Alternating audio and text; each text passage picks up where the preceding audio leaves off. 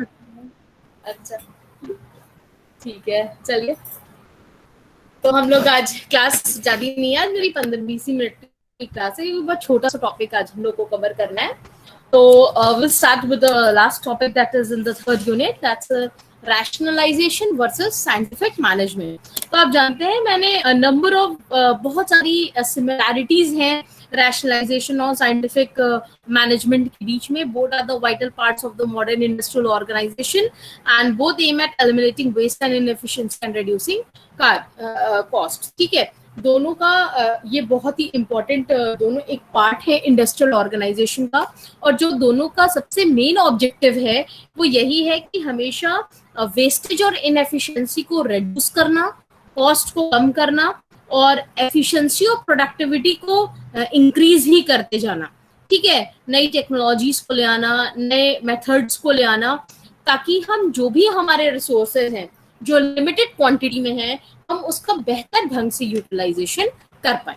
ठीक है, so this is basically the similarities between the rationalisation and scientific management. आपने scientific management भी पढ़ा होगा, जिसमें हम लोग ने फ्रेडरिक विंस्लो टेलर को, मैं जब आपको मैनेजमेंट लास्ट सेमेस्टर में पढ़ाई थी तो मैंने साइंटिफिक मैनेजमेंट आपको पढ़ाया था, तो उसमें F W. Taylor was known as the father of scientific management, और उसमें मैंने आपको प्रिंसिपल भी पढ़ाया था पूरा कि optimum use of man, money, material, machine, incentive wage payment system, piece rate system, good standard working condition for defined principles. ठीक है, हार्मनी, नॉट डिस्कार्ड, स्टैंडर्डाइजेशन, ये सारे प्रिंसिपल्स मैंने जब आपको साइंटिफिक मैनेजमेंट में पढ़ा रही थी तो ये सारे प्रिंसिपल मैंने आपको वहां पे बताए थे कि किसका मतलब क्या होता है। ठीक है, तो बेसिकली रैशनलाइजेशन का भी मतलब यही होता है कि रीऑर्गेनाइज करना, वेस्टेज और इनएफिशिएंसी को दूर करके जो भी चीज है, जो भी प्रोडक्ट बन रहा है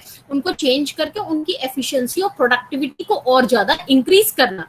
and same is with the objective of the scientific management, जिसका भी मेन मुद्दा यही है, मेन उद्देश्य यही है कि हम जितने भी वेस्ट हैं उसको हम एलिमिनेट करें। ठीक है, और किस तरीके से हम अपने रिसोर्सेज को ऑप्टिमली यूटिलाइज करें so that resources are utilized in a proper manner and there are a very less resource that has been wasted। ठीक है, क्योंकि अगर हम उस रिसोर्स का जो हमारे पास बिल्कुल लिमिटेड क्वांटिटी में है, अगर हम उसका पूरी तरीके से यूटिलाइजेशन नहीं करेंगे तो कहीं ना कहीं वो रिसोर्सेज वेस्टेज की तरफ जाएगा, और यही ऑब्जेक्टिव नहीं है साइंटिफिक मैनेजमेंट का। साइंटिफिक मैनेजमेंट क्या कहता है कि with the help of the rationalised method, with the help of the scientific method, we have to make the optimal use of resources in such a way that minimum wastage हो, कम से कम wastage हो, और जो waste अगर आपको दिख भी रहा है उसको आप एलिमिनेट कर दीजिए, और हम इस तरीके से प्रोडक्शन करें जहां पे आपकी कॉस्ट भी कम आए, लागत भी कम आए, रेड्यूस्ड कॉस्ट आए, और हम एक कम दाम में बेहतर प्रोडक्ट अपने कस्टमर को दे पाए, और हम इस तरीके की वर्किंग कंडीशंस भी रखें अपने बिजनेस में, ताकि जो भी मेरा the employee who is actually working in the business, he is also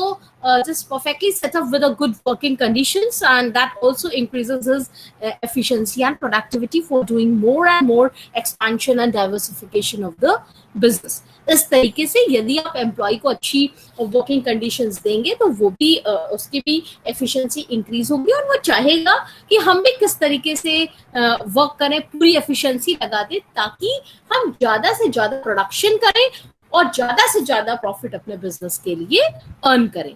तो this is the basic similarities between the rationalization and scientific management, because they both are the very important part of the industrial organization।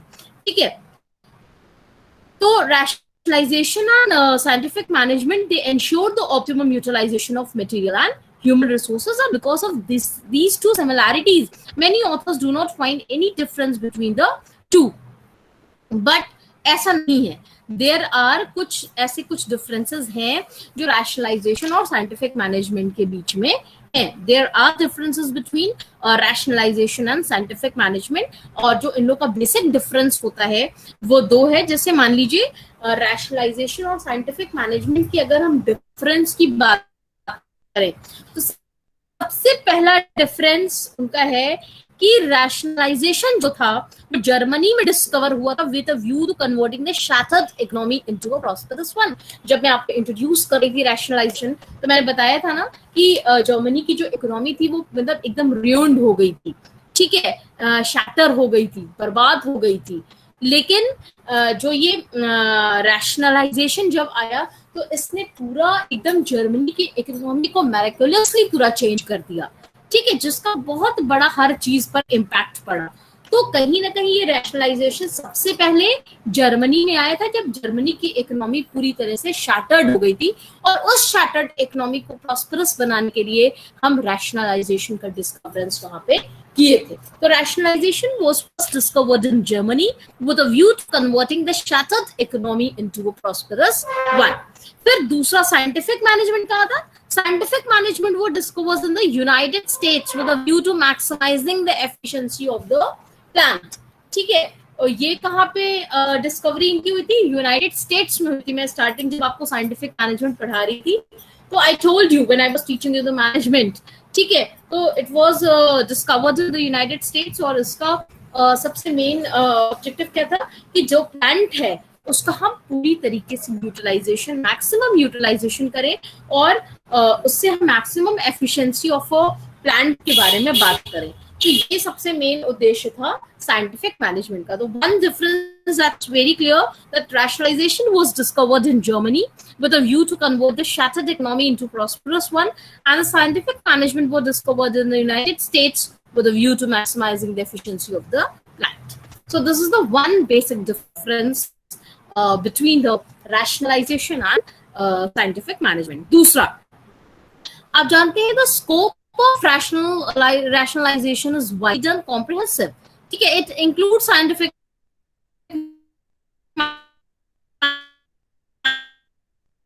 Ma'am voice break कर रही है। Ma'am आपकी आवाज नहीं आ रही है।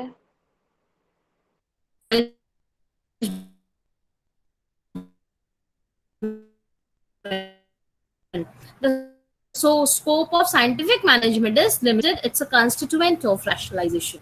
जब नेटवर्क कनेक्शन रह के बहुत पुअर आ रहा है, एक मिनट भाई, अभी आ रही है? Yes ma'am. Okay, yes ma'am. तो स्कोप ऑफ रैशनलाइजेशन क्या है? वाइड है, बड़ा है, ठीक है। वो साइंटिफिक मैनेजमेंट जैसी चीजें उसकी एक पार्ट है। जब वो रीऑर्गेनाइज करता है, रिहैबिलिटेट करता है, रिफॉर्मेशन करता है, तो अपने आप ही साइंटिफिक मैनेजमेंट उसमें कहीं ना कहीं से आ जाता है, ठीक है। लेकिन जो साइंटिफिक मैनेजमेंट का स्कोप है वो क्या है? लिमिटेड है, ठीक है। It's a part of rationalisation, it's a constituent of rationalisation, ठीक है। So the scope of rationalisation, अगर स्कोप के केस में हम डिफरेंस इन स्कोप की बात करें तो जो दूसरा डिफरेंस है वो है difference in scope. That means the rationalisation का जो स्कोप है वो वाइड और कॉम्प्रिहेंसिव है, और साइंटिफिक मैनेजमेंट का जो स्कोप है वो लिमिटेड है। इसका मैंने रीजन भी आपको बताया, because rationalisation takes the part as the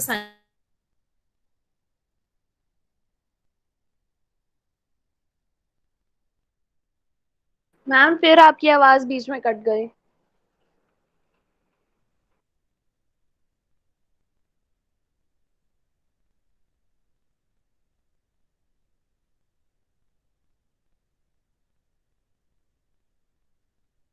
ma'am आपकी आवाज नहीं आ रही है।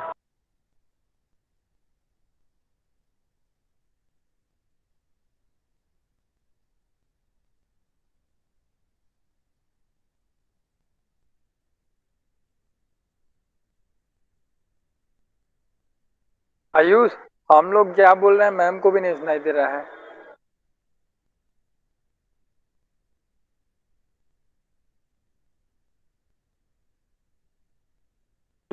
ओके।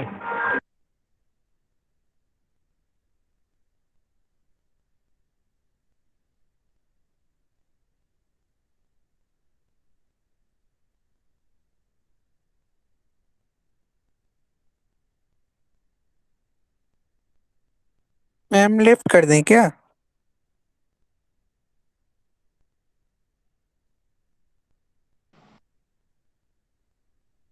है अभी है। मेरी वॉइस आ रही है आप लोग को? यस मैम अब आ रही है। ओके, बस कुछ लैपटॉप में लग रहा है कुछ परेशानी हो गई इसलिए। जस्ट मैम वेट हम फॉर लोग 1 बोल रहे मिनट। थे तो आवाज जा रहा था आपको? हाँ बिल्कुल जा रहा था। क्या बोल रहे थे? क्या कह मैम रहे बोल थे? रहे थे बेकार कि आपकी पढ़ाती है आवाज नहीं मैम? आ रही है। मैम आपका आवाज ही नहीं कह रहे थे, हम लोग से नहीं पूछना पड़ता। और मैम हमारी आवाज भी आपको नहीं आ रही थी। आ रही थी, तुम लोग कह रहे थे मैम अच्छा नहीं पढ़ाती हैं। नो मैम, तब फिर आपको नो बिल्कुल मैम आवाज नहीं ऐसा मिला कुछ है। नहीं कहा। हाँ, इसका मतलब आपको नहीं सुनाई दे रहा था? एक बार ना एक्चुअली लैपटॉप पे कुछ लग रहा है कनेक्शन वो हो गया था। रिकॉर्डिंग करती हूँ ना मैं, इसलिए थोड़ा सा इधर उधर आवाज हो गया था। बस अभी 1 मिनट में मैं स्टार्ट करती हूँ वापस से। नेटवर्क प्रॉब्लम हो गया मैम। हाँ, नेटवर्क प्रॉब्लम स्टार्ट है। Okay ma'am. हो रही है।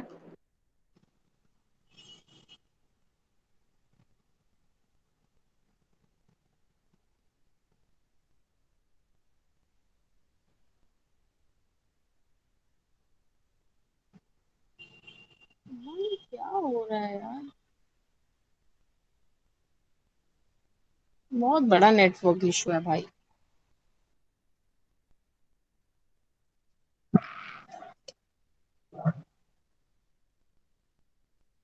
Just wait.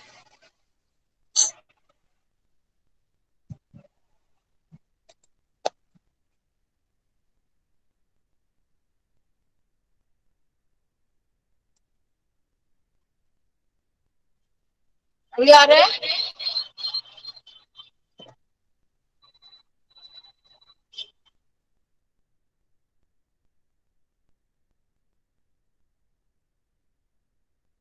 Now the voice is coming. Yes ma'am आ रहा है। यस ओके मैम ठीक है। आ रहा है।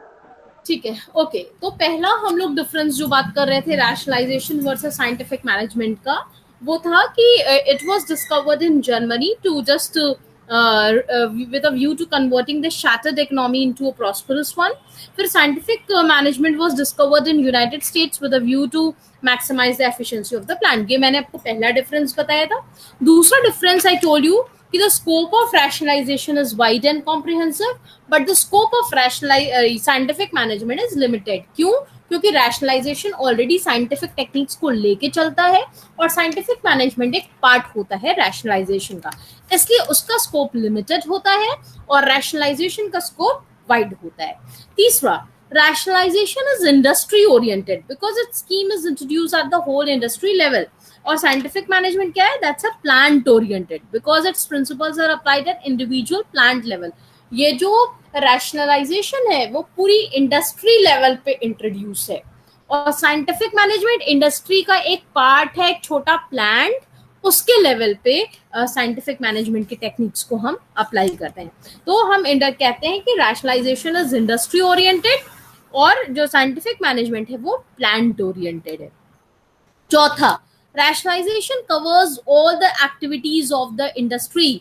जैसे अगर हमको इंडस्ट्री को चलाना है, अगर हमको अपने व्यापार को चलाना है, तो हमको सारी तरीके की एक्टिविटीज को लेके चलना है, whether that's production, whether that's finance, whether that's organization, whether that's marketing, whether that's personnel, social and human। ठीक है, सारी तरीके के एक्टिविटीज ऑफ इंडस्ट्रीज को हम लेके चलते हैं जब हम रैशनलाइजेशन की बात करते हैं। और साइंटिफिक मैनेजमेंट क्या है? खाली प्रोडक्शन और ऑर्गेनाइजेशनल एक्टिविटीज के बारे में बात करता है, लेकिन जो रैशनलाइजेशन है सारी तरीके की एक्टिविटी रैशनलाइजेशन के अंतर्गत कवर होती हैं, चाहे वो प्रोडक्शन हो, चाहे वो फाइनेंस हो, चाहे वो ऑर्गेनाइजेशन हो, चाहे वो मार्केटिंग हो, चाहे वो पर्सनल हो, वो चाहे सोशल हो, चाहे वो ह्यूमन हो। मतलब पूरा एट पार्ट की जब तक रॉ मटेरियल फिनिश प्रोडक्ट में बनकर तैयार ना हो जाए तब तक बीच के होने वाली जितनी सारी एक्टिविटीज हैं, all the activities are included in the rationalization because we are talking here the rationalization at the whole industry level। ठीक है, और साइंटिफिक मैनेजमेंट खाली उसमें प्रोडक्शन और ऑर्गेनाइजेशनल एक्टिविटीज ऐड होती हैं। तो बेसिक डिफरेंस ये भी होता है कि it covers all the activities और scientific management mainly covers only the production and organisational activities. ये आपका हो गया चौथा डिफरेंस। पांचवा difference, Rationalization encompasses several measures to ensure industrial progress and prosperity. जैसे मैंने जब आपको मैं रैशनलाइजेशन पढ़ा रही थी तो मैंने आपको सारे सिद्धांत पढ़ाए थे, all the principles I told you what is जो रैशनलाइजेशन में आते हैं, जिसमें combination, mechanisation, automation, reorganisation, industrial research, standardisation, specialisation, intensification, ये सब चीज मैंने आपको पढ़ाया था। तो रैशनलाइजेशन अपने प्रोग्रेस को इन सारे तरीके के मेजर्स से कंप्लीट करता है या फिर अचीव करता है, ठीक है। और साइंटिफिक मैनेजमेंट क्या है? साइंटिफिक मैनेजमेंट का जो मेजर है वो क्या होता है? Time study, motion study, fatigue study, tool study, personal matter, piece rate system, incentive wage payment system, standardisation of tools, equipments. आपको अगर याद आ रहा होगा, वैसा पता नहीं आप लोग इतना याद रखते हैं कि नहीं रखते हैं, लेकिन ये तो बेसिक चीजें हैं कि प्रिंसिपल्स क्या होते हैं साइंटिफिक मैनेजमेंट को आप लोग 9th क्लास से पढ़ते आ रहे हैं। तो जब हम बात करते हैं कि इनकी मेजर्स क्या होते हैं, तो क्या क्या हमने पढ़ा था? Standardisation of tools, equipments, working condition, incentive wage payment system, functional foremanship, piece rate system, ये सारे क्या थे? ये सब टेलर के प्रिंसिपल थे कि किस तरीके से हमको मैन, मशीन, मटेरियल, मनी का प्रॉपर तरीके से यूटिलाइजेशन करना है अपने बिजनेस के प्रोग्रेस के लिए। So these are the measures that is applied by the scientific management. और रैशनलाइजेशन जो है वो प्रिंसिपल, रैशनलाइजेशन के जो प्रिंसिपल होते हैं वो इंटेंसिफिकेशन, ऑटोमेशन, स्पेशलाइजेशन, मैकेनाइजेशन, ये सब होते हैं। वो अपनी इकोनॉमिक प्रोग्रेस इन मेजर्स के द्वारा प्राप्त करता है। और scientific measures time study, motion study, fatigue study, personal matter, standardisation of tool, equipment, इन सब चीज से अपने प्रोग्रेस को अचीव करता है। फिर 6th क्या है? Rationalisation eliminates competition within an industry. और scientific management strengthens competitive strengths of a firm. पूरी तरीके से रैशनलाइजेशन क्या करता है? पूरी इंडस्ट्री से ही कंपटीशन को एलिमिनेट कर देता है। कैसे कर देता है भैया? जब जितनी छोटी मोटी यूनिट हैं, जब आप उनका संयोजन कर लोगे, उनको अपने संग कंबाइन ही कर लोगे, अपनी मोनोपोली ही ले आ लोगे, एकदम आप लार्ज स्केल बन जाओगे, कहाँ से कंपटीशन रहेगा? सब तो आप ही के पास आएंगे, क्योंकि जितने छोटे मोटे व्यापारी थे उनको तो आपने कंबाइन कर लिया, अपने संग मिला लिया, मर्ज कर लिया, तो किससे कंपटीशन है आपका? या तो इंटरनेशनल लेवल पे रहेगा। लेकिन साइंटिफिक मैनेजमेंट क्या है? वो कंपटीशन को खत्म तो नहीं करती है, बट इसको स्ट्रेंथन करती है। कंपटीशन को हम कम से कम कॉम्पिटिटिव जो हमारे कॉम्पिटिटर है उसके लड़ने की शक्ति हमारे पास इन मेजर्स से हो जाती है। जो साइंटिफिक टूल्स एंड टेक्निक्स हैं, इनका हम बेहतर तरीके से अगर यूटिलाइजेशन करते हैं तो कहीं ना कहीं कॉम्पिटिटर से फाइट करने की स्थिति में आ जाते हैं। सो scientific management what it does, it strengthens the competitive strengths of the firm, and what the rationalization does, वो फाइट करने की स्थिति की बात कोई नहीं है, वो सीधे एलिमिनेट ही कर देती है।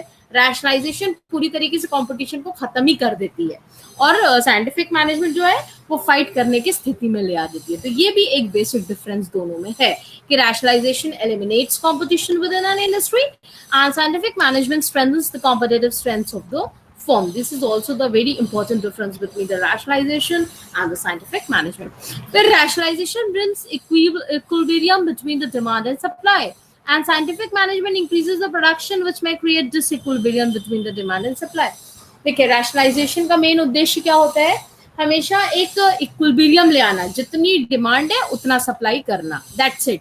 जितनी पहले डिमांड आ रही है हम उसके हिसाब से प्रोडक्शन करते हैं और उसको सप्लाई करते हैं। लेकिन साइंटिफिक मैनेजमेंट आप जानते हैं इसका मेन मुद्दा क्या होता है? प्रोडक्शन से रिलेटेड होता है, ज्यादा से ज्यादा वॉल्यूम ऑफ प्रोडक्शन। तो जब ज्यादा सप्लाई के बिना, डिमांड के बिना जब ज्यादा प्रोडक्शन करेंगे तो दोनों के बीच में मिसमैच होगा, डिसइक्विलिब्रियम होगा, सप्लाई डिमांड के साथ मैच नहीं करेगी। तो इसलिए जो रैशनलाइजेशन है वो इक्विलिब्रियम ले आता है डिमांड और सप्लाई के बीच में, and scientific management it creates a disequilibrium between the demand and supply. फिर rationalization serve both the small and big units within an industry. Scientific management serves mainly the big plants. अभी हमने just बताया कि rationalization industry level की चीज है, तो definitely वो big units with in an industry देखती है, और जो रैशनलाइजेशन है वो प्लांट ओरिएंटेड होता है, तो हमेशा वो प्लांट्स के ही बारे में उनको ही मेनली सर्व करती है. फिर the mechanism of rationalization is dynamic in nature. Scientific management has well set and predetermined mechanism. That means कि जब हम rationalization की बात करते हैं, उसका mechanism जैसा हमको स्थिति लगे हम उसके हिसाब से चेंज कर सकते हैं. It has its flexibility.